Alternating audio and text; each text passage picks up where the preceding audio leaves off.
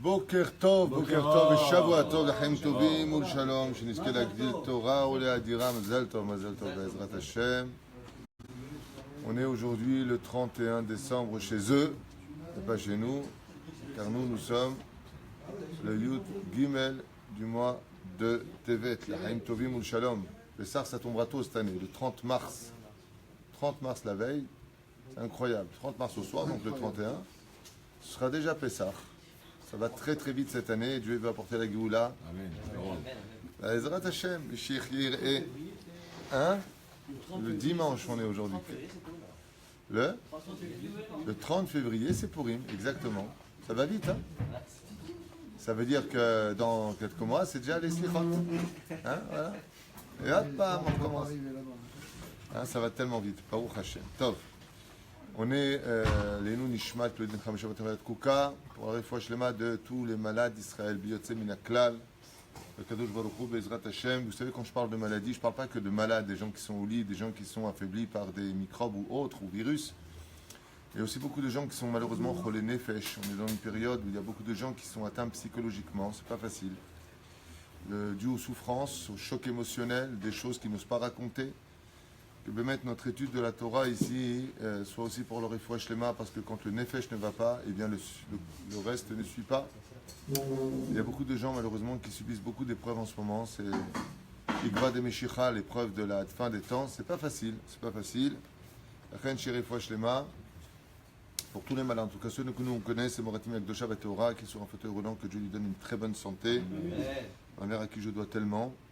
Une grande refoua shlema pour Talé bat Efrat Miriam, Shem Shua Haya, Haya bat Miriam, Yekara, chaque jour, Bizrat Hashem Yerpe Ota, Bimhera, Biaminu, Amen, Refoua Shlema. Et David Chaim ben Noah, Shem Shua Hayou, Yafa, Johanna bat Shemesh, Kol Am Israël. Les noms sont longs. On est dans le Pele Yoetz. C'est un grand mariage pour tous ceux qui veulent se marier. Hein? Ahmed, j'ai dit.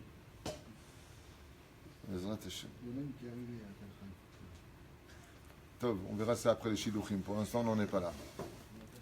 On est dans le Pele Yoetz Rabbi Asher Cohen Ayakar, toujours présent. Dans le. Vous savez que le Pele Yoetz, Rabbi Eliezer Papo a écrit plusieurs livres. Donc il s'appelle Yazou Hasidim, Pele Yoetz et d'autres. Et Dafka, le char que je vous ai choisi aujourd'hui, que je n'ai pas étudié parce que je vais le faire avec vous, c'est une des midotes les plus dures de toutes. C'est, je dirais presque, pourquoi Hachem nous demande d'être dans le shalom? Parce que la nature de l'homme, c'est d'être en guerre. Comme dit le Zohar, on vient dans ce monde avec les mains fermées. On veut tous, tout est à moi, tout est à nous. Et quand on part, on lâche tout, les mains sont toujours ouvertes. On ne voit pas des gens qui meurent les mains fermées. Les mains se lâchent. Aval de venir dire par exemple, il faut dire que des vérités. On a une tendance beaucoup plus facile à dire des mensonges que de dire des vérités. La preuve en est, on est souvent en train de dire, non, je te promets que cette fois c'est la vérité. Ou sur la Torah, ce que je dis c'est vrai. Si tu as besoin de jurer, de dire que ce que tu dis c'est la vérité, c'est que tu es un menteur professionnel en général. Sinon, tu n'as pas besoin de dire. Moi, vous m'avez déjà entendu dire, je te jure que c'est la vérité. Je n'ai pas besoin de jurer. Ce que je dis, je sais que c'est vrai. Mais la reine Bisiata d'Ishmaïa, il existe une porte Rabbi Asher dans les Midot qui est certainement celle la plus anti-nature. Elle est certainement la plus anti-nature. Quand tu vois l'injustice à nos yeux que nous subissons, tu deviens fou. Par exemple, j'étais en train d'écouter la dernière fois une politique de vie en France. Je suis devenu fou. J'ai dit, la morale est devenue voleuse. Je vous explique ce que j'étais en train d'écouter. Vous allez comprendre de quoi je parle. Comme quoi qu'on peut voir Hachem dans tous les domaines. Je suis un homme qui travaille pendant 25 ans dans une société. Au bout de 25 ans, il faut manifestation. Ouais, nous, ça fait 25 ans qu'on est là, on n'a pas à nous virer. Je ne sais pas, qu'est-ce qui s'est passé dans la tête des Français ou de l'Europe, je ne sais pas ce qu'ils ont eu dans la tête, pour être devenus aussi stupides, idiots et incorrects. Je comprends pas. Parce que tu travailles 25 ans, alors quoi, tu as des parts dans la société? Pendant tes 25 ans, tu n'as pas été payé tous les mois pour ton travail? Dans la Torah, vous savez comment on juge ça dans le judaïsme?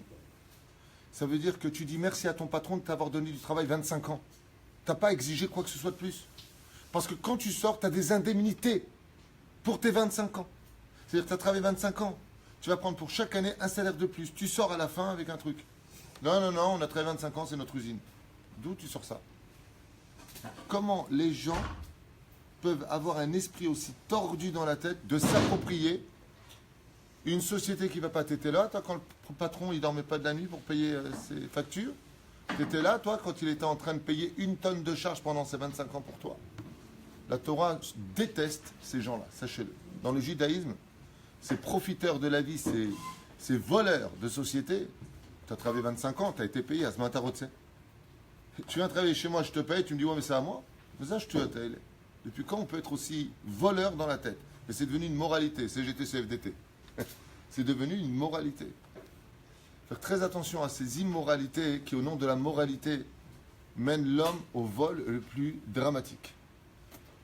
Et avec tout ça, quand tu entends ce genre de choses, dans le judaïsme, il y a une mida, il y a une vertu à travailler. Quelle est d'après vous? Non. La karatatov, quelque part, elle existe. Ça veut dire, tu viens, tu dis, ben voilà, je te donne tes indemnités, toi d'Arabat, bon, le mec, il a les boules. Non, non, il y a une mida qui est une des plus dures dans le peuple d'Israël. C'est la mida que Dieu recherche le plus chez son peuple. Non. Non. Non. Non. C'est vraiment, écoutez bien ce que je vous dis. En général, celui qui a travaillé cette mida-là, Dieu l'appelle mon fils. Non. Allez-y. Vous pouvez participer. Quelle est la mida? Quel est le personnage que Hachem recherche le plus chez son peuple? Quand il le trouve, il dit, ah, enfin un fils. Voilà un fils. N'importe quelle situation, c'est prendre bien. N'importe Non, quelle situation. non, c'est pas de prendre bien les choses, c'est pas l'humilité, c'est l'amida. Non, ça va plus loin que ça. Faut chercher tout le temps à faire du bien. La peine qu'il y a. Dites-le en hébreu, ce sera plus simple. La modestie. Non, pas modestie. L'ahdout. L'ahdout, là, là. Mouche l'ahdout. Michael, je suis sûr que tu vas me sortir. Mais est-ce qu'on a cette qualité? Sidi, Chesed, fait. Tout ce que vous avez dit sont inclus en lui. C'est une mida qui relève tout ce que vous avez dit. Le émet, l'humilité, la modestie, la gentillesse, le chesed, il y a tout dedans. Gam le Shem Tov. Automatiquement, s'il a cette mida-là, c'est la plus dure au monde. Le respect. Le respect. Je vous le dis, je vous le répète, il n'y en a pas eu beaucoup sur Terre. Le pire de l'histoire, c'est que même les plus grandes équipes n'ont pas atteint cette mida-là.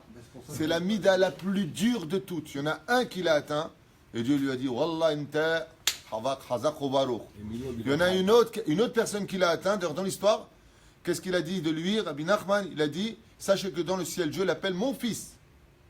Celui qui a cette mida-là, Dieu il dit, toi, tu as tout compris. Les autres n'ont rien compris. Ils peuvent avoir de l'humilité, de la gentillesse. Le roi David. Le roi David, il avait cette mida-là. Le roi David avait cette mida. Quelle est cette mida dont je vous parle? La joie. Allez, je vous donne un joker en hébreu. La joie, Automatiquement, s'il a cette mida-là, il a de la joie. C'est-à-dire que celui qui a ça en lui, sachez une chose, il est chalem.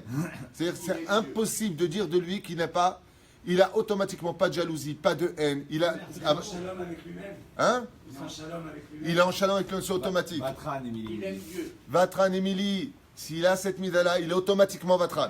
Sa mère, Il est automatiquement Samer Bechelko. Là, il y a un combat, ils sont tous en train de chercher là. Ils sont tous en train de Si vous chercher. continuez, je vais vous traiter de naze. Hein. Quelle est cette mida dont je vous parle? Bémet, une mida. c'est quoi le titre du cours? Ben, si je te le donne, c'est le titre. Il y a rôle. Allez, je vous aide. En hébreu, ça commence par la lettre Samer. Sa mère. Non, Samer. Ah, sa mère. Ah, sa mère. Sa mère. Allez, on commence ce cours à Botaï. Je vous ai laissé quelques instants. Je vois que vous êtes. Patience. Automatiquement, s'il a cette mida-là, il a de la savlanout. Il a de la patience. La tolérance. Il a automatiquement de la tolérance. Je vous ai dit, quand je vais vous donner le titre, vous allez voir, ah oui, effectivement, je vous ai dit, une personne qui a réussi à travailler cette mida-là, c'est un truc de fou. D'ailleurs, vous allez voir, ça n'existe pas. Ça n'existe pas. Il est automatiquement salhan. Aussi, ça veut dire il pardonnera. Pourquoi je vous dis que ça n'existe pas? Parce que vous allez vous regarder dans un miroir après ce cours et vous allez voir qu'automatiquement, si, il peut avoir des ennemis le pire. Mais vous allez voir qu'automatiquement que celui qui est capable d'atteindre ce niveau-là, il est shalem, il est mouchlam, il n'y a pas mieux que lui. Il ne se connaît pas. Mais c'est impossible, je vous le dis. C'est impossible parce que si c'était possible, il n'y aurait plus de la Shonara sur terre, il n'y aurait plus de Motzi Shemra sur terre, il n'y aurait plus de haine sur terre, il n'y aurait plus rien. La réponse était... Mais est-ce que nous on l'a ça? D'ailleurs, c'est bizarre parce que dans le judaïsme, quand quelqu'un atteint cette mida-là, on ne l'appelle plus par son nom, on l'appelle par cette mida. Par exemple, quand quelqu'un est très humble, on ne dit pas le humble. Hillel était humble, on ne dit pas le humble, Anav. On dit Hillel, Azaken, c'est-à-dire, après on dit de lui qu'il était humble. Ok? Aval, cette mida-là, on ne l'appelle plus par exemple Mordechai, on ne l'appellera plus Yitzhak, on va le dire carrément, voilà, il est venu cette mida-là. On l'appelle directement par ce qu'il est. Alors, Incroyable. Monsieur David, Mordechai on Shnouf, l'appelle comme ça, Rav. Hein? David, on l'appelle comme ça, David. qu'est-ce qu'il dit? David Ameller, on l'appelle comme ça. Non, David Amelach, on l'a pas appelé comme ça parce qu'il était Melech. C'est qui la deuxième personne? Vous avez dit il y a deux personnes qui. Il y a deux personnes qui ont marqué l'histoire parce que ce sont deux personnes qui ont réussi à atteindre ce niveau-là. Les autres n'ont pas réussi. David et. Moshe Rabbeinu a réussi. Et si je vous donne le nom du deuxième, Yosef. Rabbi Yitzhak de Berditchev. Allez. Ah, Sanégor. Sanégor. Sanégor. Toujours défendre, c'est ça? C'est celui qui est constamment capable de trouver des excuses à tous ceux qui lui ont fait du mal. Tous ceux qui ont été injustes avec lui. Tous ceux qui... Il est constamment en train de prendre la défense des chilonim, des rechaim, tout le temps, des tzadikim, de ceux qui ont fauté. Il est Messanger, un Sanégor. Et comment on appelle Rabbi Yitzhak de Berditchev? Ah, Sanégor, le Sanégor. Il n'y a pas deux, il n'y a pas trois, il n'y a pas 10. Le Sanégor. D'être Sanégor, c'est ce que recherche Hachem le plus au monde. Celui qui est Sanégor, c'est-à-dire celui qui trouve toujours des excuses. Qui dit Chaz v'shalom, lui, laisse tomber. Bétar qu'il était dans une situation difficile. Bétar. Rako Messanger, jamais il sortira une mauvaise parole sur aucune personne. C'est la personne que Dieu recherche le plus sur terre. Comme un homme recherche une épingle dans une motte de foin, Hachem recherche sur terre, parmi le cerveau des Juifs, qui est le Juif qui est capable de tout le temps dire ce qu'il a voulu faire, c'était bien, il s'est trompé, il a été maladroit. Ça veut dire qu'il est toujours capable de dire de lui que du miel qui sort de sa bouche. Et ça, c'est ce que recherche le plus Hachem au monde. Donc vous avez compris que s'il est capable d'avoir ce niveau-là, c'est qu'il est Vatran, Soléar, Savlani, humble, il a tout. Tout est en lui. Parce que pour atteindre ce niveau-là, il faut être parfait, il faut être effacé, il faut tout. C'est-à-dire pour atteindre ce niveau-là de façon naturelle, par exemple, on a vu des grands, je vous parle de Gdoléador, dire c'est ça Shabbat, comme ça vous faites Shabbat. Ils ont raison, ils font des torachot.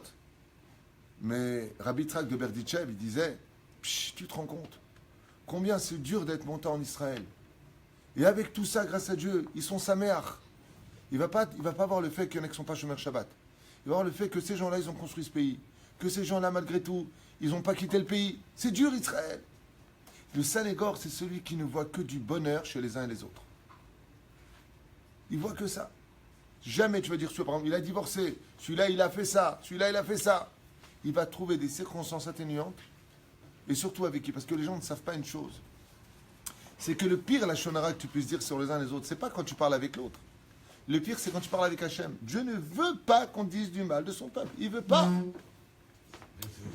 Même Même si on nous a fait du mal à nous. ah bah, si tu n'as pas fait de mal, à quoi ça sert d'être Sanégor?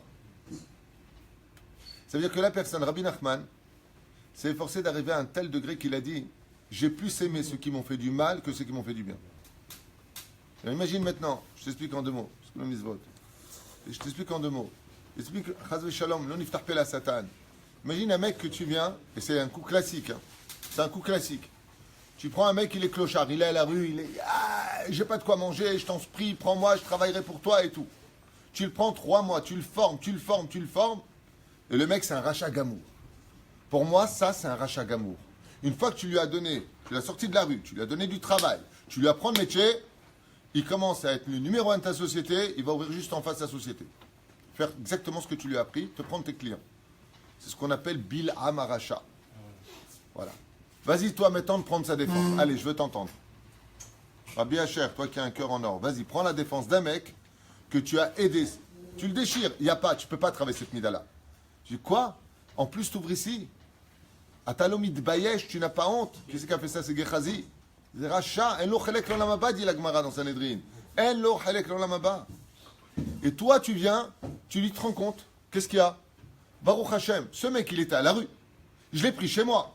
Je lui ai appris le métier. Et grâce à Dieu maintenant, grâce à moi, je l'ai rendu même patron. Aujourd'hui, il roule tout seul. Baruch Hashem, que tu es une bonne parnassa. Hein? Et qui s'y dit? Et qui s'y raconte celui-là? Sanégor. Je ne sais pas si vous comprenez. Mais essayez maintenant dans la vie, une journée dans votre vie, d'être le Sanégor d'Israël. Le mec, il vient en voiture, tu es hyper pressé, tu trouves enfin une place, l'autre, il vient, tu fais une marche arrière, il te prend la place. Et toi, tu es là en train de dire, je t'ai gardé la place, Baruch Hashem, te rends compte, celui-là, quel misbah je lui ai fait? Tu sors de ta voiture, dis-moi, t'es aveugle ou quoi? Tu vois pas que je suis en train de me garer? Viens là, t'as ouf, je te crève les 4 pneus, oui? Ça, c'est le émet de la vie de tous les jours.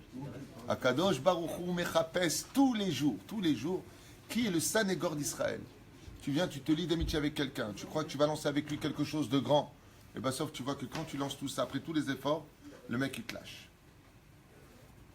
Qu'est-ce que tu fais en général? Tu te casses, tu veux faire le problème. Laisse tomber, toi et moi, c'est pas, t'es pas un ami. Et là, tu trouves du srout. Pas tu trouves du srout, c'est pas le kaf srout le cours, hein. C'est Sanégor chez l'Israël. Sanégor chez l'Israël, ça veut dire que les pires choses sont arrivées.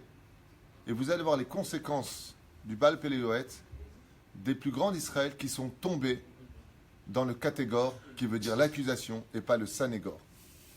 Rabbi Yitzhak de Berditchev, Zecher Tzadik, Vekadosh Ivracha, a été un des raves qui a le plus, je dirais, embaumé mon esprit du judaïsme. C'est très difficile quand tu as affaire à des gens qui te critiquent, à des gens qui te montrent tout le temps tes côtés peut-être à réparer, mais constamment, qui n'ont que ça dans la bouche. Ils ne voient jamais le positif de ta vie. Et c'est eux que tu aimes. C'est très difficile d'atteindre un niveau où tu es capable de trouver, pas du srout, de le défendre. Trouver du srout, c'est une chose. Trouver du mérite à l'autre, mais de le défendre. En général, les seuls qui sont capables de cela, ce sont les mamans pour leurs enfants vis-à-vis des étrangers. Vis-à-vis de la famille, ils n'ont pas de problème de se déchirer les uns les autres.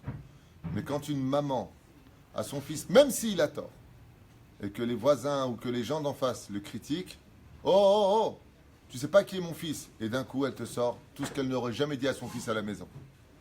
Quand tu touches à quelque chose de très profond dans le cœur d'une personne, cette profondeur, quand elle est atteinte, devient Sanégor.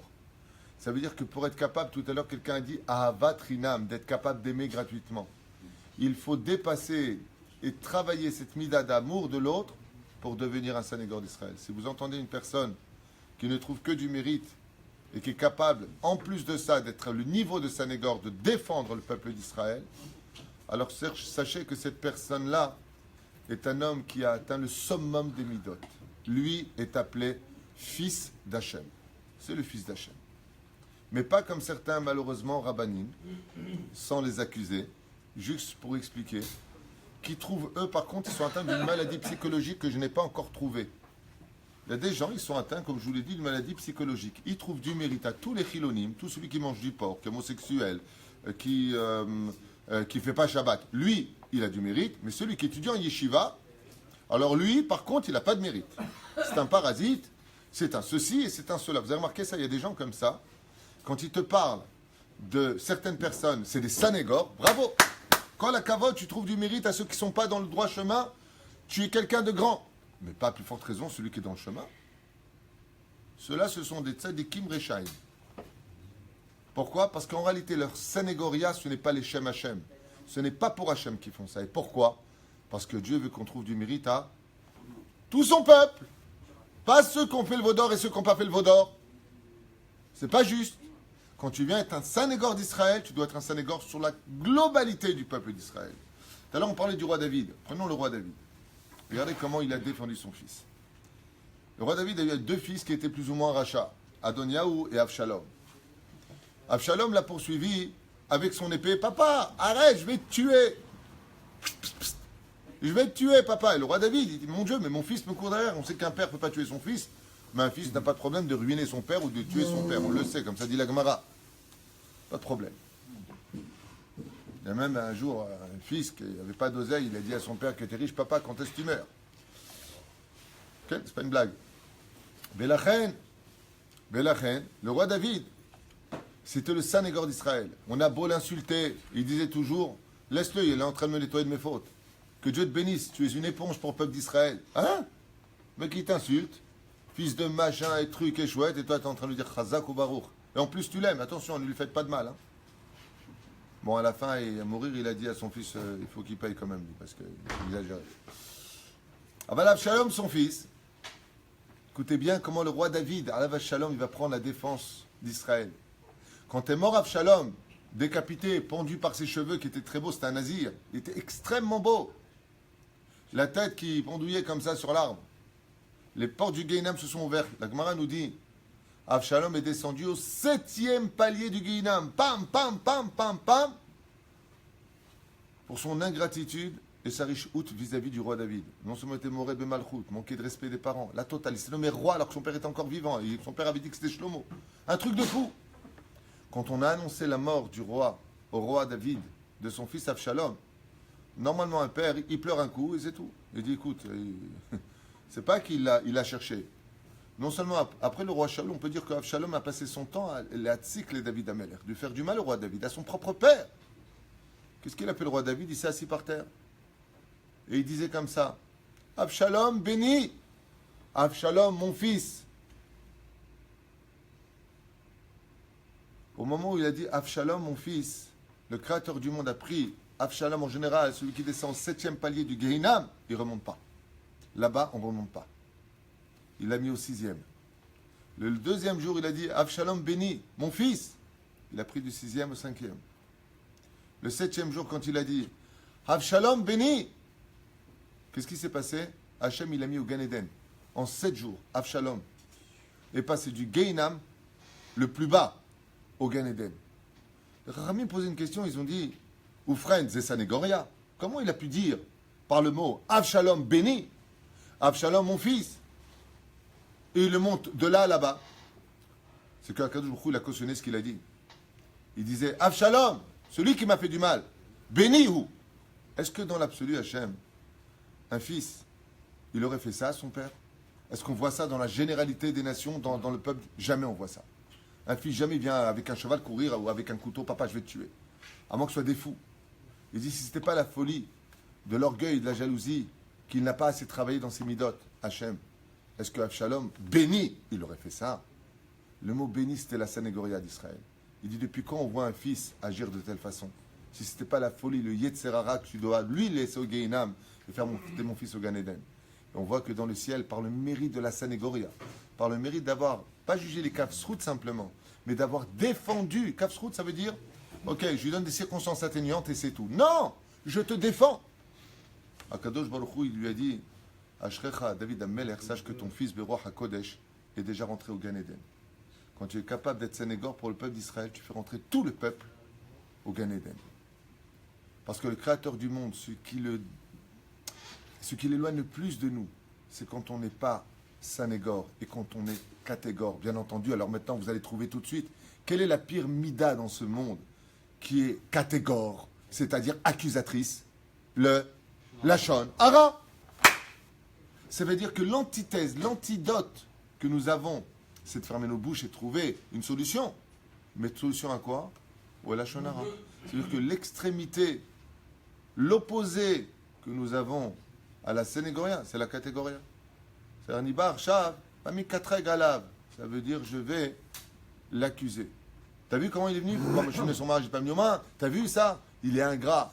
Les gens, ils sont ingrats. Celui-là, il est comme ça. Celui-là, il est comme ça. Et te dit à Kadosh Baruch Hu, Habibi, tu n'as pas marre de critiquer mon peuple? Je t'ai demandé quelque chose, moi? T'es pas content du peuple d'Israël? Prends tes valises, va vivre à Hong Kong. Va là-bas, il y a beaucoup de tremblements de terre. Va. Mata, balé daber al am sheli. C'est pour ça que je vous ai dit que même les gens qui étudient la Torah, des fois tu parles avec un religieux, un représentant de la Torah, je ne veux pas dire le mot rabbin, tu veux vivre en Israël? Non mais c'est le Shem Toilette, hein. Tes enfants ils sont foutus, ta parnassa elle est foutue, toi-même t'es foutu, ta belle-mère elle est foutue, bon la belle-mère il dit vas-y ça va, je vais en Israël. Ah, t'as m'daber al lachonara l'Eretz Israël. T'as pas lu la paracha des Meraglim? Mais on te dit en plus de ça, les Shem Torelet. Qu'est-ce que tu vas faire en Israël? Il ratson que Dieu il te donne, Baruch Hashem, va compléter le peuple d'Israël, la nation juive. Fais attention, sois bien arabe, fais attention à l'éducation. Baruch Hashem, il y a de belles yeshivot. Ayama Aseh Ahad, je vous l'ai déjà raconté. Une vraie histoire qui s'est passée à Tel Aviv. Comme le Rav Lau, vous savez que le Rav Lau est le grand rabbin de Tel Aviv. Et il a entendu à la radio, Galet Tzahal, il a entendu à la radio que Tel Aviv, c'était pas comme le reste d'Israël, que Tel Aviv, Tel Aviv, Tel Aviv. Et d'un coup, le téléphone il sonne, on dit, ah, nous avons une surprise, c'est le Rav Lau qui est au téléphone, le grand rabbin de Tel Aviv. Il aura fait un scandale. Il leur dit, comment vous osez parler de Tel Aviv? Il y a 498 Talmudé Torah à Tel Aviv. Il y a des Kolelim à Tel Aviv. Il y a de la Torah à Tel Aviv. Il leur a montré le bon côté. Ayamase Behad, il y en a un qui est venu prendre de l'argent pour sa yeshiva de Bnei Brak. Et il est parti à Tel Aviv, le côté obscur de la force, Obi-Wan. Et l'autre aussi, il y avait un homme qui était connu pour sa générosité et il était malé flouche. Il avait beaucoup d'oseille. Beaucoup d'oseille. Et donc chacun vient comme ça l'un après l'autre. J'avais raconté cette histoire il y a longtemps. C'est pas grave, Khazara. Et il y en a un qui sort avec un chèque et l'autre sort avec un chèque. Quand ils arrivent en bas de l'immeuble, faites très attention quand vous prenez un don. Ne l'ouvrez pas jusqu'à ce que vous êtes parti. Pourquoi? Tu retombes sur le mec et il te voit en train de compter ce que tu lui as donné ou le chèque. C'est pas très joli. Mais eux, ils sont arrivés en bas. Quel yeshiva? Ouh, Nachon, Loshomchem, Godarav, Godarav, Godarav, Godarav. Il y en a un, il sort un chèque, je vous parle de ça il y a très très longtemps, à l'époque. Il y a 100 000 shekels, et l'autre il est comme un fou, il vide son enveloppe et il trouve 10 000 shekels. Alors bien entendu, il y en a un qui a les boules, l'autre il le regarde comme ça, il lui dit, combien vous avez d'élèves? Il lui a dit, Arba Meot Berer, 400. Il lui dit, mais moi j'en ai plus. Ça vous dérange pas, on remonte? Peut-être qu'il s'est trompé. L'autre il lui dit, non, j'ai pas envie de remonter moi, je suis bien. Pourquoi tu veux que je remonte? Il lui a dit, Mihila, je suis un peu pressé, tu m'excuses, il faut que j'aille mettre ce chèque à la banque, 400 shekels. Aujourd'hui, c'est comme tu dirais 400 000 shekels, à l'époque. Celui qui a eu les 10 000, il remonte. Il tape au bureau du donateur, et le donateur, quand il le voit, il éclate de rire. Il savait qu'il allait remonter. C'est vrai que 100 000 shekels, 10 000 shekels, c'est pas très... Pas la même chose. Il manque juste un zéro. Et voilà que il le regarde comme ça avec un sourire, il lui dit, qu'est-ce que je peux faire pour vous? Il lui dit, non, mais Hila, ce que vous avez fait, c'est énorme. 10 000 shekels, c'est bien Inara, vous avez nourri la yeshiva pendant 1 mois avec ça. Mais je veux juste comprendre. Je vais partir d'ici, juste comprendre, parce que j'ai augmenté Nefesh. Je ne suis pas bien. Le Rosh Yeshiva qui est venu, il est 3-4 rues plus loin dans sa yeshiva. Vous lui avez fait un chèque de 100 000 shekels, ce qui lui couvre pratiquement toute l'année. Et moi, vous m'avez donné 10 000 shekels. C'est au visage, j'ai fait quelque chose de pas bien. Le donateur regarde comme ça, il lui a dit, oui, vous ne méritez que 10 000 shekels, lui il mérite 100 000 shekels. Lui, il a 100 sur 100. Alors il lui a dit, ok, j'accepte. Qu'est-ce que j'ai fait comme péché? Qu'est-ce que j'ai fait de mal? Je ne vois pas. Il lui a dit, c'est très simple. Lui, quand il est venu ici, il dit, Baruch Hashem, je vois que vous avez des livres de Torah. J'ai vu que dans le quartier juste à côté, il y a une bête à Knesset. Baruch Hashem, Ashrechem, qui est des gens aussi généreux que vous. Vous remontez tout ça grâce à Dieu. Il a vu que de quoi? Que du bien, que de la lumière à Tel Aviv. Vous, quand vous êtes venu ici, qu'est-ce que vous m'avez dit? Comment est-ce qu'un homme comme vous peut vivre ici, avec l'homosexualité qui est en bas, avec tout ce balagan, le manque de pudeur? Vous n'avez vu que de catrégor. Vous êtes il lui a dit, vous êtes un accusateur. Lui, il est venu, il a vu que le bien chez moi. Il a vu que le bien dans le peuple d'Israël. Il a vu qu'il a défendu tous les habitants de ce quartier. Il n'a eu que des belles paroles de miel. Il mérite 100 000 shekels. Parce que moi, je ne suis pas religieux, il a dit, mais je n'ai jamais dit de mal sur un juif. Moi, je n'ai jamais dit un juif, un quel est-elle. Il m'a dit, des fois, il y a des gens, ils me prennent ma place de parking. Je dis, Betach, il devait avoir une gérée celui-là. Prosmik Votrem. Ou Betach, il n'a pas lu que c'était ma place. Parce que le parking en bas, il m'appartient, il lui a dit. Moi, je m'efforce, il a dit, j'ai une mida en moi, je m'efforce de travailler toujours, de ne jamais accuser le peuple d'Israël. Mon grand-père était rabbin, quand j'étais enfant, il m'a dit surtout une chose, mon fils. Tu veux avoir toutes les bonnes midotes chez toi? Ne trouve que du srout, que du mérite, que de la défense pour le peuple d'Israël. Parce que le monde entier, mon grand-père, il a vécu la Shoah, il lui a dit, Le monde entier nous accuse. Nous aussi, on va s'accuser. Le monde entier dit qu'on est naze. Le monde entier dit qu'on est des voleurs. Le monde entier dit qu'on est des menteurs. Le monde entier dit que le peuple d'Israël n'existe pas. Même l'autre ping-pong là-bas, là, dans la Corée du Nord. Il dit Israël n'existe même pas. C'est un peuple inventé comme ça. Il raconte l'autre ping-pong là. Comment ça s'appelle? Qui crève aujourd'hui avant demain. Ouais. Hachem Ishmael Verahem. Le monde entier dit qu'on n'a pas le droit à vivre. Et nous, on se dit qu'il crève et qu'il meurt. Il lui a dit, depuis que j'avais 6 ans, cette phrase, elle est dans ma tête. Et je me suis efforcé toute ma vie de trouver du casse-route. Quand je vois 2 femmes homosexuelles, je dis les pauvres. Elles n'ont peut-être pas trouvé de zibouk, peut-être qu'elles sont restées seules, peut-être qu'elles ont des problèmes, peut-être qu'elles sont nées comme ça, peut-être. T'as mis les casse-routes. Pas les casse-routes, Péroucha, c'est pas que sur le casse-route. Aval, les saintes guerres. Les saintes guerres, ça veut dire trouver des circonstances atténuantes. Voilà. Pour un avocat. Être un avocat pour eux. Être un avocat pour chaque juif. Et vous êtes venu, vous avez été quoi? Le procureur. Alors vous me faites des éloges à moi, parce que vous savez que je veux faire un don. Et de l'autre côté, vous me dites comment vous vivez ici, qu'est-ce qu'il y a ici? Vous n'avez pas vu, grâce à Dieu, qu'il y a de la Torah, il y a de la Torah en bas. Lui, il a reçu 100 sur 100. Je recherche que des gens qui représentent la Torah et qui savent protéger le peuple d'Israël. Mais attention. Pas tu dis des chayalim, eux, faut... et les bachouri yeshivot. Non. Pas tu dis les bachouri yeshivot, eux, et Tsahal. Non. L'ensemble. Quand tu es capable de trouver du mérite, quand tu es capable de défendre le peuple d'Israël, ça doit être sur l'entité d'un peuple. Pas Chazve Shalom. Ça oui, et ça non, je fais une sélection. Les gens arrivent à ça. Les gens, même les grands rabbinim, ils arrivent à ça. À ce niveau extraordinaire de dire il faut juger les kafsrout, il faut défendre, il faut défendre, il faut défendre. Et de l'autre côté, pas tout à fait. Yitzhak de Berditchev, c'était le Sanégor. Il n'y a pas marqué kafsrout, c'était le Sanégor d'Israël. Le jour où nous tous, et moi le premier, on arrivera à un tel degré que non seulement on trouvera des circonstances atténuantes, mais en plus de ça, on sera prêt à les défendre, alors on aura atteint un niveau qui sera le plus parfait de tous les niveaux à atteindre. Ça s'appelle Sanégoria chez l'Israël. On peut commencer à l'être déjà auprès de ses épouses respectives, son mari, ses enfants. On commence. En général, allez, question pour un champion. En général, on est Sanégor pour une personne sur la terre. Soi-même. Voilà, c'était évident. Vous avez remarqué que cette mida-là, elle est tellement précieuse et enfouie au fond de notre cœur que dès qu'il s'agit de nous, donc de notre intériorité, on a toujours des circonstances atténuantes. Vous avez remarqué ça? Tu t'es pas levé le matin? Oui, mais parce que j'ai fatigué, j'ai eu beaucoup d'événements, j'ai beaucoup de ceci. Le mec, il n'y a pas de problème. Mais toi, tu arrives à la synagogue, l'autre, il arrive en retard. Tu regardes comme ça, style, et tu lui montres la montre, et tu lui donnes s'il a un livre Chabad parce qu'il prie à 10 heures. Comme ça, il y en a qui font dans les synagogues. Sachez que c'était ma livre. Là, il a fait. Il y en a qui faisaient ça ici. Non, Val Moshe à l'époque. Non, je lui ai dit, c'est là, il a fait. Le mec qui venait à 9h, un peu plus tard, il lui donne un style Chabad parce qu'il commence à 9h ou 10h. Non, mais Chané, c'est pas une critique. Ah, ben, c'est là, il a fait. Peut-être tu sais pas ces situations. Une fois, j'ai dit à Fitoussi, je lui ai dit, Makara, t'étais pas là ce matin. Il m'a dit, qu'est-ce que je te dis? 7h, j'étais à l'hôpital avec ma fille. Fais attention quand tu parles. Peut-être que la situation, peut-être que Chaz Shalom, alors allez nous vélo alechem. La situation, elle est dure. Et quand il s'agit de nous, on a toujours des circonstances atténuantes. Hacher, tu viens filmer? Non, je peux pas. C'est rare. Ah bah, il y a des circonstances atténuantes. Hein? Le mec, il règle ses comptes.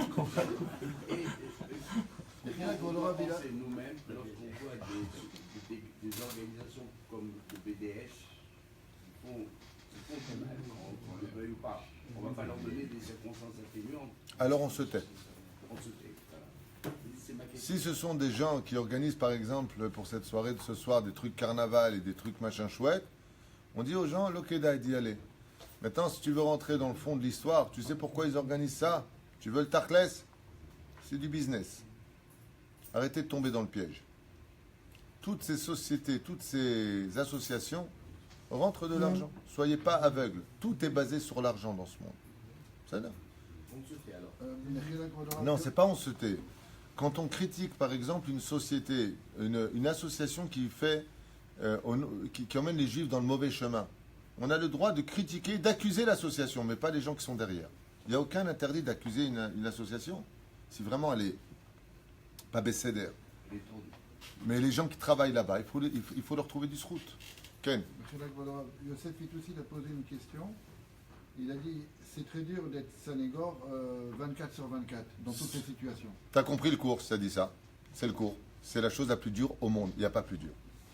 Celui qui est capable d'être Sanégor, non seulement il critique pas, mais il défend, il trouve des circonstances. Alors lui, c'est le. Il n'y a pas plus dur au monde. Il y en a eu deux, Stéphane. Tu vas être le troisième. Il y en a eu deux. On en connaît deux dans l'histoire qui étaient des Sanégorim d'Israël. Il y en a eu un troisième. Je crois qu'on appelait le Mashgar Sanégor. J'ai vu dans un livre, il y en avait un troisième. Il ne supportait pas d'entendre les disputes. Celui-là, il m'a fait comme ça. Il n'est pas bien, il n'est pas bécédère. Tu as le droit de dire, comme hier on a discuté, je ne suis pas d'accord avec certaines Nekudot. Avant ne pas venir accuser. Ne pas, au contraire, non, encore une fois, j'ai peur que vous croyez que c'est un cours sur le Kafsrout. C'est pas trouver du mérite à l'autre. C'est beaucoup plus haut que ça. C'est être le défenseur de l'autre. Ah, il a eu peur pour lui, pour son Dieu. Ah, tu vas loin là. Zeperoucha d'abord. C'est Zadarga Achi Gvoa Sheyesh. Et sachez que celui qui arrive à ça. Mais attention. Attention. N'oubliez pas le klal de ce que nous ont enseigné les sages. Chabdeu, le Hachdeu. Respecte tout le monde, mais pas parce que tu trouves du srout à tout le monde. Il y en a un autre comme ça qui a fait des maasim, et c'est bizarre parce que ce grand sage dont je vais vous parler, c'était un homme qui était aussi, hein? Traduction des mots. De quel deux mots? Accusation. Ah, Chabdeu, honore et respecte tout le monde. Hachdeu, mais méfie-toi de tout le monde. Tu sois pas un idiot. Voilà ce que ça veut dire. Le mec il dit alors, maintenant je suis Sanégor. Il y en a eu un qui a travaillé ça et qui a atteint ce niveau-là. Mais lui, on lui a donné un autre nom avant de lui donner ce nom, parce que ces histoires ont été connues après sa mort. On l'appelait le Chafetz Chaim, Rabbi Israël de Radin. Par contre, qu'une fois, il a reçu un pauvre qui a tapé à sa porte. Déjà qu'il n'était pas très riche, le Chafetz Chaim, il travaillait juste de quoi se nourrir pour la journée même. Il devait travailler un peu plus pour demain. Il a dit, qui t'a dit que je vais vivre demain? Chafetz Chaim, il avait une épicerie. Et il vivait, voilà, ce qu'il me faut pour aujourd'hui, c'est 2 roubles. Il a 2 roubles, il ferme, il va travailler. Il a un pauvre, il va étudier. Travailler chez lui, c'est étudier. Et aller travailler pour lui, dans la boutique, c'est aller se nourrir. Il travaillait pour vivre. Il ne faisait pas comme les gens qui vivent pour travailler. Tov. Une fois, il y a un pauvre qui vient chez lui et il dit, j'ai faim, je n'ai pas mangé depuis longtemps. Et voilà que pendant qu'il préparait à manger, la femme du Chafetz Chaim se retourne vers son mari et lui dit, Israël, Baali Ayakar, le voleur m'a pris ma bague. La bague que tu m'avais offerte, elle n'est plus sur la cheminée, il n'est plus là, il est parti avec. Le Chafetz Chaim a répondu à sa femme, Haz vechalila, il n'y a pas de voleur en Israël. Quelle bague? Il a oublié lui. Il dit, la bague que tu m'as offerte, combien je l'ai payé? Combien tu l'as payé? 500 roubles. 500 roubles? Ouais. Et le Chafetz Chaim, vieux comme il était, il se met à courir après le voleur. Hey, il le rattrape comme ça, juste en dehors de la ville. Attends. Le voleur, il voit ça, il voit que le Chafetz Chaim, il lui court derrière, il a honte, il s'arrête et lui tend la bague. Il dit non, la bague c'est un cadeau de ma femme et de moi. Elle est pour toi, Chaz v'Shalom, on dit jamais qu'il y a un voleur en Israël. Juste quand tu la revends, ne te fais pas avoir, j'ai acheté 500 roubles. D'abord pas 50, quoi, il est en train de lui dire. Quand il est retourné, un de ses élèves a dit au Chafetz Chaim, comment ça vous lui avez donné cette bague, votre arabe? Comment vous lui avez donné cette bague? Il lui a dit, ne te fais pas arnaquer, je l'ai payé 500 roubles. Il lui a dit, je préfère qu'ils me prennent toute ma maison, mais qu'on ne dise pas une seule fois qu'en Israël, il y a des voleurs.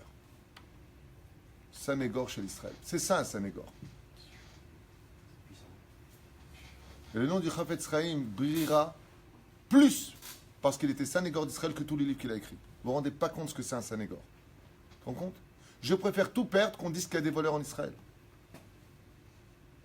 Qu'on dise, dans le peuple d'Israël, il a volé. Al tagid et zeh. Donne-lui. Comme ça, c'est plus un voleur. Donne, laisse. Qu'on dise pas que c'est un voleur. Sa femme? Ah. Derrière tout grand homme, il y a une grande femme. C'était à l'époque où les femmes restaient des femmes. C'était une époque où les femmes avaient du respect pour leur mari. C'était une époque où quand l'homme il disait quelque chose, alors les femmes écoutaient. Mais il faut dire que ces hommes-là méritaient d'être écoutés. Ça veut dire que la femme étant la lune et l'homme étant le soleil, si les rayons du soleil éblouissent de par son émanation la lune, alors la lune brille. Tu comprends? Mais tu peux être certain que le Chafetz Chaim, sans savoir la suite de l'histoire, tu peux être certain que le Chafetz Chaim n'aurait jamais construit une mitzvah sur le dos d'une Avera. Il a dû certainement racheter la même bague à sa femme. C'est évident pour moi. Parce que quand tu vois les midot qu'il avait travaillé, le Chafetz Chaim, qu'est-ce qu'il a écrit comme livre? Comment on sait que le Chafetz Chaim c'était un Sanégor d'Israël? Pour la simple et bonne raison qu'il a écrit les Ilchot Lashon Hara. Et s'il nous a interdit de faire du Lashon Hara, tu peux être certain que lui c'était un Sanégor. Parce que l'opposé absolu, l'antithèse du Lashon Hara, c'est la Sanégoria. On fait quand même 2 mots sur le Pélé Yoetz. Yadoua. J'adore quand ils disent les Chachamim, il est connu. C'est quoi, tu ne le sais pas, il y a Blid. Yadoua chez Akadosh Baruch Hu Chafetz recherche, désire dans ce monde des Juifs qui sont Sanégor. Chez l'Amdou Sanégoria à l'Israël. À la klal vers la prat. Que ce soit sur la généralité ou même sur un seul juif. Et on voit, il commence avec qui? Le plus grand prophète de l'histoire juive. J'ai nommé Eliyahu Hanavi. Non, c'est Moshe est le plus grand des prophètes dans la prophétie. Mais un des prophètes les plus connus, c'est le prophète Eliyahu Hanavi. Zachor Letov, de qui on dit de mémoire bénite, Ne'enash. Il aura été puni, et ce jusqu'à la fin des temps, jusqu'à la venue du Mashiach, à être déchiqueté. À être déchiqueté. Parce que tout à l'heure, une Brit Mila à 10h, chez le Rav Amar, un ami là-bas. Il y a une Brit Mila à Houlon, il y a une Brit Mila à London, il y a une Brit Mila aux États-Unis, il y a une Brit Mila. Il est déchiqueté dans son âme, divisé le nombre de fois qu'il le faudra, pour être présent dans toutes les Brit Milot. Et chaque fois qu'il vient écouter de la Torah dans le monde d'en haut, Hachem lui dit, là, va, tu as dit que les enfants d'Israël, c'était pas des chômeurs Brit Mila, qu'on faisait pas la Brit, tu vas être témoin. Alma, qu'est-ce qu'il a fait? Omer, Ne'enash Bivu Shiliber, catégoria chez l'Israël. Il a accusé le peuple d'Israël en disant, quoi, vous n'êtes pas des chômeurs Brit Mila, vous faites pas la Brit comme il faut, vous faites pas ceci, Vamar, Kano Kanitil Hachem. Il a dit, mais moi, j'ai dit ça parce que je suis amoureux de toi, Hachem. Dieu lui a dit, si tu es amoureux de moi et que tu dis que tu te bats pour moi, alors trouve du srout. Alors défends mon peuple. Parce qu'un père, il n'aime pas qu'on dise du mal de ses enfants. Il n'aime pas. Tu dis que tu travailles pour moi, tu es jaloux pour moi? Alors fais ce qu'il faut pour les ramener, mais ne ouvre pas ta bouche contre eux. À ta catégorie, il lui a dit. Vous vous rendez compte ce qu'il lui a dit? Tu es un accusateur. Il lui a dit, j'ai 70 ans en face de moi qui accuse toute la journée les enfants d'Israël. Tu veux être le 71e? Et lui, on a vu Zachor le Tor, il a eu honte. Mais il était tellement amoureux d'Hachem, qu'est-ce qu'il lui a dit? Il lui a dit, alors, tu sais quoi? Prends-moi de ce monde, je pourrais pas. Je peux pas. Menejemsh. Je peux pas, il lui a dit, je peux pas. Je vois des juifs qui sont pas chômeurs Shabbat, il lui a dit, je peux pas. Et qu'est-ce qu'il lui a dit, Hachem, je t'en prie? Attends, le prophète, il est amoureux de toi, Hachem. Tu sais combien il t'aime. Il ne supporte pas qu'on te désobéisse. T'as donné des... Qu'est-ce qu'il lui a dit, Hachem? Il lui a dit, ok, monte sur le char, monte. Animé va terre. Je laisse tomber le monde sans toi. C'est ça. Allez. Tu reviendras, tu sais quand, toi? Quand tout sera réparé. Allez, la Géoula. Allez. Voilà, ça y est, tout le monde a fait tchouva. C'est ça que tu veux? Allez, là-bas, je te renvoie. Là-bas, je te renverrai. Lama. Arrive, viens défendre l'honneur d'Hachem. Dieu lui a dit, tu veux m'honorer? Tu veux me défendre à moi? Défends chaque juif. Parce que quand vient Rosh Hashanah, et que l'ange de Mohammed, l'ange de Christian, l'ange de Bouddha, l'ange de Taras, l'ange de ce qui tu veux, ils viennent accuser à Rosh Hashanah les juifs, je les écoute pas, parce qu'ils sont partis pris. Mais tu sais avec qui ils viennent à Rosh Hashanah, eux? Avec tous les enregistrements qu'ils ont entendus dans le peuple d'Israël. Celui-là, il est comme ça, celui-là, il veut que ton argent, celui-là, il veut que ceci, celui-là, il veut que cela. Il dit, ok, Momo, qu'est-ce qu'il dit à Dieu? Il dit, ok, moi, ok, je suis antisémite, tout ce que tu veux, mais voilà, écoute ce qu'a dit Moshe. Et là, on entend Moshe, un juif, qui dit, ah, c'est des sauvages, c'est des ceci, c'est des cela, les gauchistes qui nous accusent. Christian a dit, Hachem, c'est pas nous, c'est tes enfants qui disent. Et là, qu'est-ce qu'il fait Hachem? Il dit, mais qu'est-ce que vous m'avez fait? Qu'est-ce que vous m'avez fait? Vous vous êtes pourri votre vie avec vos nerfs, parce que vous êtes nerveux, parce que vous comprenez rien à la vie, parce que vous ne savez pas que tout ça, c'est du théâtre pour vous mettre à l'épreuve, pour vous donner du mérite. Si tu n'as pas l'occasion, c'est-à-dire que si tu veux juger les Kafsrout et arriver à être le protecteur d'Israël, il faut que l'autre il ait déliré. C'est facile d'être le protecteur d'un mec qui est parfait. Il faut bien que le mec il te fasse du mal pour être le protecteur de ses opinions, de ses midotes, de ce qu'il est. C'est très dur. Je vous dis franchement, on peut compter sur une main ceux qui l'ont été dans toute l'histoire. C'est le summum des summums, des summums, des summums. Bien entendu, en tête de liste, Rabbi Nachman. Rabbeinu Nachman ben Fega, quand vous lisez ses livres, la seule chose qu'il dit, quand il parle des gens qui ne sont pas sur le chemin de la Torah, il dit Rahamana Litzlan. À chaque fois, il dit que Rahamana c'est Hachem, Litzlan, que Hachem nous sauve. C'est tout ce qu'il dit. C'est tout ce qu'il dit. Il a même une fois parlé des réformistes. Il dit bon, ils veulent réformer la Torah, ils veulent la nouvelle Torah du Mashiach. Jamais il accuse. Jamais il accuse. Ad Kedekar. Mais lui, il était bien. Il accuse personne. Pas il fait une sélection. Pas il dit celui-là, je prends la défense, celui-là, je ne prends pas la défense. Chaque juif, Baprat ou Baklal. Bien entendu, sauf un cas. Il y a un cas où c'est une misvat assez de Raïta de Will et Katreg. Le Messite. Celui qui est Messite, mais Rabbeinu Nachman, il dit que même, le Tadoun et Traverecha, les Kafsrout, il dit même le Racha, il faut le juger les Kafsrout. Comme il a dit David Amelech alav shalom, si ce n'était pas le Yetzerara de mon fils, est-ce qu'il aurait fait ça? Si ce n'est pas cette jeunesse qu'on est en train de vivre, qui est hautaine, qui est maladroite dans sa façon d'être, qui tout est indu. C'est toi qui payes tout en tant que parent. Mais dans la vie, de façon générale, tout est indu. Je veux ça, je prends ça. Et quand tu donnes, tu as un petit merci, un sourire, style tu n'as fait que ton devoir. Mais quand tu vis dans cette génération, par rapport à la nôtre, nous on nous offrait un ballon de foot qui coûtait 12 francs à l'époque, on était les plus heureux du monde. Aujourd'hui, quand tu offres un cadeau à ton fils, il te dit d'abord je veux pas de cadeau, je veux une enveloppe. Là c'est très clair déjà à la base. Et quand tu lui donnes cette enveloppe, il t'appelle 5-6 jours plus tard pour te dire merci. Ah ouais, au fait, j'ai oublié de te dire merci pour l'enveloppe. C'est une génération qui vit quelque chose que nous, les anciens, entre guillemets, de la génération précédente, on ne pourra jamais comprendre. Parce que nous, on nous a éduqués dans rien n'est indu, il faut savoir dire merci. Et encore. On était une génération de transition. La génération aujourd'hui grandit avec tout ce qui est à toi est à moi, et tout ce que tu fais, tu ne fais que ton devoir, t'es mon père, t'es ma mère, tu dois payer. On vit dans cette génération. C'est dur de rester quelqu'un qui reste éducateur d'un côté et de l'autre côté qui prend la défense de ses enfants. Alors ce qu'il faut faire, c'est dire, voilà mon fils, voilà ma fille, voilà ce que je peux faire, je comprends, c'est un mariage, c'est une bar mitzvah, c'est ceci, cela.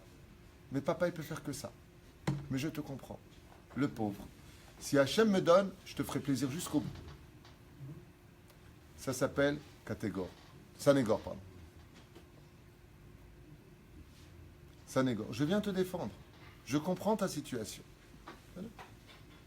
D'abord, Nifla. Vous ne vous rendez pas compte combien tous les jours ce cours, vous devez le réécouter tous les matins. Tous les matins, avant de partir de la maison, c'est obligé d'écouter ce cours pour y arriver une journée. Alors, ce que je vous propose, parce que c'est bien beau d'écouter des cours comme ça, avec des belles histoires, et tu sors dehors, c'est de prendre sur vous le lundi et le jeudi. Vous partez le matin de la maison, tu dis, et vous allez voir combien ça va être très dur pour vous, parce que dès que tu mets tes midotes à l'épreuve, Dieu il t'envoie ce qu'il faut. Vous prenez sur vous le lundi et le jeudi, comme pour les jupes longues. Prenez sur vous le lundi et le jeudi si c'est dur pour vous, de dire, aujourd'hui, je suis le Sanégor d'Israël. Maché yéyé. Tu arrives au boulot, tu as envie de virer tout le monde. Tu verras, dès que tu dis ça, t'es mis à l'épreuve. Tu vas tomber que sur des Noudnikim numéro 1. On peut demander l'aide de Rabbi Levi Yitzhak Ben-Moshe. Vadaï, c'est très intéressant ce que tu viens de dire. Mais Vadaï, toujours dans ce cas-là, ce que tu fais, si tu es face à une épreuve, tu lèves les yeux vers le ciel et tu demandes comme ça, Rabbi Yitzhak de Berditchev, Yiratzon, que tu me donnes ta mida.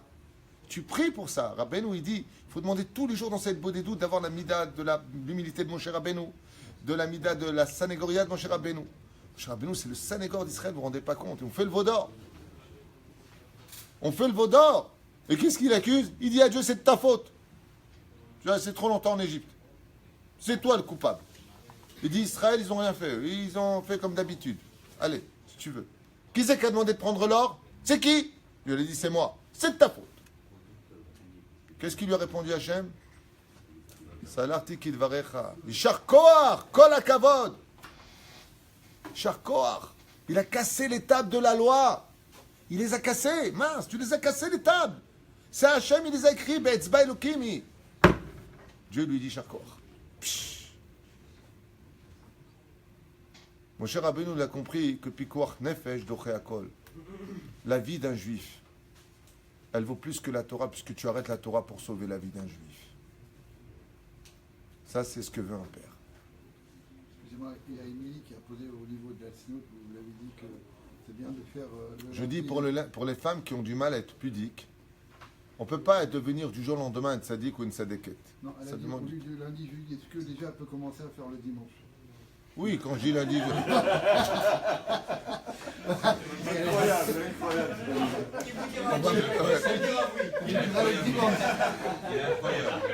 Bon alors, Émilie, si le problème c'est le lundi et le jeudi et que tu veux le dimanche, prends le Shabbat, prends le samedi. Non, toi t'es déjà pudique, mais quand je te donne cette idée, c'est une idée de ma femme d'ailleurs, et ça marche.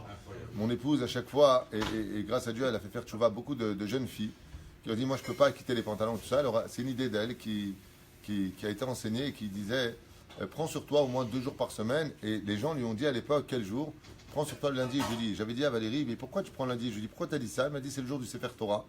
Qu'en l'honneur de la Torah, eh bien, au moins que les filles prennent sur elles 2 jours. Et toutes ces filles qui ont pris sur elles de mettre la jupe longue au moins le lundi et le jeudi, eh bien, se sont rendues compte que c'était pas si dur que ça. Et elles ont fini par porter la jupe toute la semaine, soit tout le temps. Voilà. Donc on commence toujours par donner un petit peu, Bezrat Hashem, pour arriver à de bons résultats. Alors moi, je finis un verset.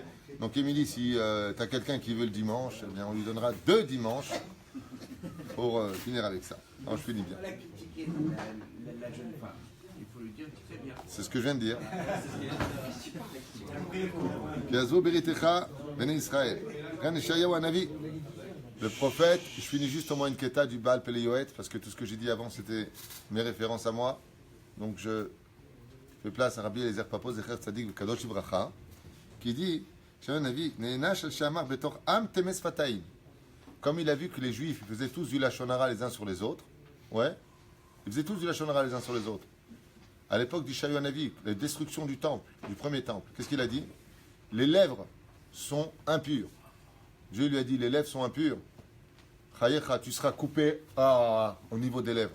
Mais il a dit une vérité. Il lui a dit, je ne recherche pas des gens qui cherchent à accuser mon peuple. Je recherche des Sanégor. Ishaya. Il s'est caché dans l'arbre. L'autre, il a vu que sa glima, elle sortait de l'arbre.